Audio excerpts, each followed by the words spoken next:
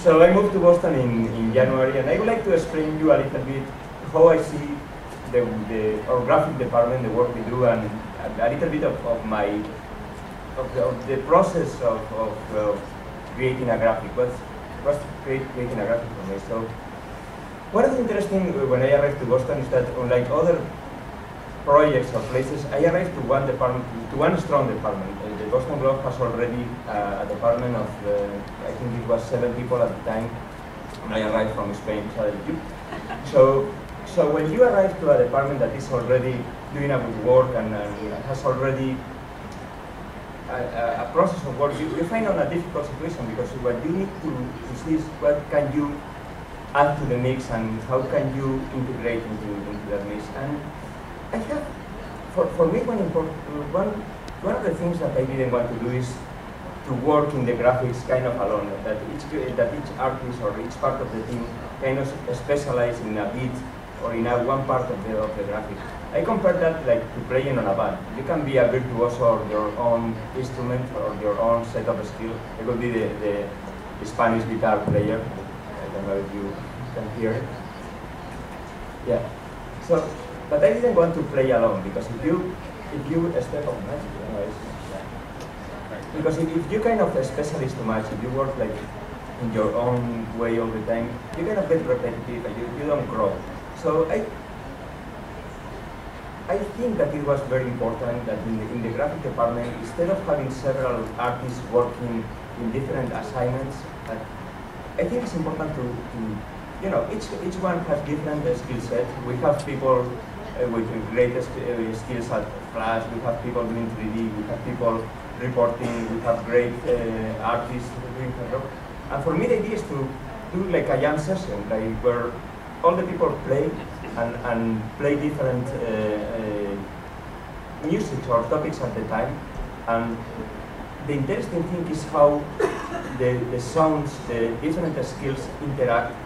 So someone can take the lead at some time, someone, it's interesting, that mix. Because I think that is the way to advance the department, to make the department grow. And I think it's very important, because I know really good graphic artists. I think that it's not difficult to find good graphic artists, but it's very difficult to find great infographic departments working together as a whole. So I think that was one of the challenges in the work. So I really try to do this kind of teamwork, and you will see some samples and some projects. But for me, the most interesting things that we have done this year has been projects that I have been working with other artists or assembling teams. And so once we have the band, we need to define what we want to play, the topics. I have one theory that maybe is personal, that graphics is like the X section of a newspaper. I really look into the different sections of the paper to see how we can work. So the Boston Globe has, like any other newspaper, but it is divided in sections. This would be any given day of the Boston Globe. We have an A section with an A1, that is the cover, where people put their main stories. We have Metro section, science, arts, sport, business, calendar, etc. And each section has, every day they have to pick some stories, they have to value that stories and to choose what's the main story of the day, how they distribute the different stories, how they present to the readers. And they have to think of that in an normal way. Graphics, on the other hand, is disseminated all around the page. That's the red dot. What kind of content you want to do? So every day we have like bigger stories that are our main main choose for the day, or biggest story, the opening, the cover. We have medium stories, we have small stories, we have different rhythms, different topics, different graphic treatments, and we even have the stock chart, or we have the weather map, really. But the idea is that the graphic content of the paper should be different and should be edited as a whole, thinking as a whole. This is our graphic menu for that day. And we are the responsible for that, because if we leave the initiative to the newsroom, and it's the newsroom who choose the graphic content of the day, what we are going to find is the leftovers. We're going to be all the time doing charts, and small charts and small locators. So I think that it's very important that we decide what kind of graphic content do we have in the newspaper in that day. And it should work both ways. We can propose stories, or we can receive proposition of graphic stories, and if we think it's good, we will improve. But we need to, you cannot do a newspaper with briefs all the time, and you cannot do graphic content with the small things all the time, or vice versa, with big things all the time.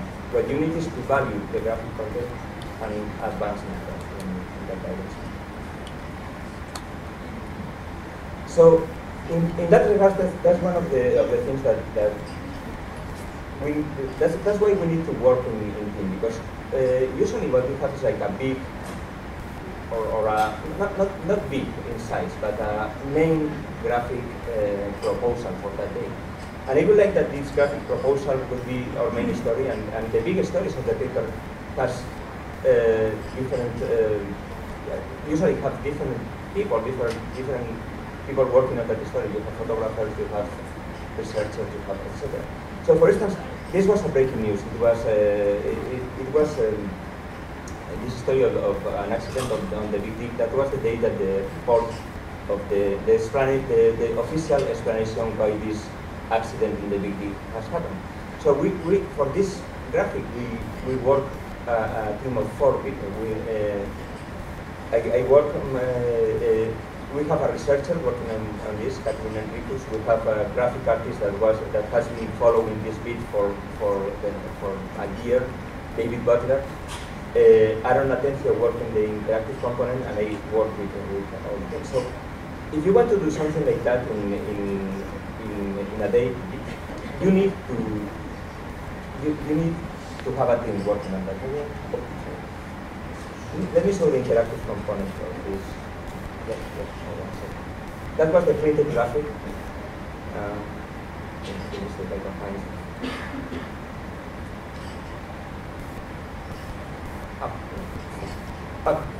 We did an interactive version of that one.